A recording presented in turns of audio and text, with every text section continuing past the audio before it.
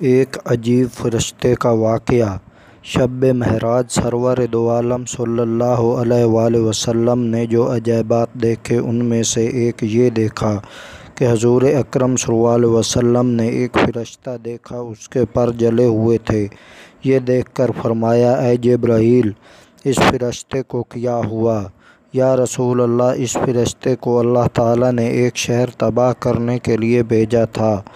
اس نے وہاں پہنچ کر ایک شیر خوار بچے کو دیکھا تو اسے رحم آ گیا، یہ اسی طرح واپس آ گیا تو اللہ تعالیٰ نے اسے یہ سزا دی۔ یہ سن کر حبیب خدا نے فرمایا، جبرائیل، کیا اس کی توبہ قبول ہو سکتی ہے؟ تو جبرائیل علیہ السلام نے عرض کی، قرآن پاک میں موجود ہے، یعنی جو توبہ کرے میں اسے بخش دیتا ہوں۔ یہ سن کر سید دو عالم صلی اللہ علیہ وآلہ وسلم نے دربار الہی میں عرض کی، یا اللہ، اس پر رحمت فرما، اس کی توبہ قبول فرما۔ اور اللہ تعالیٰ نے فرمایا، اس کی توبہ یہ ہے کہ یہ آپ پر 10 بار درود پاک پڑھے۔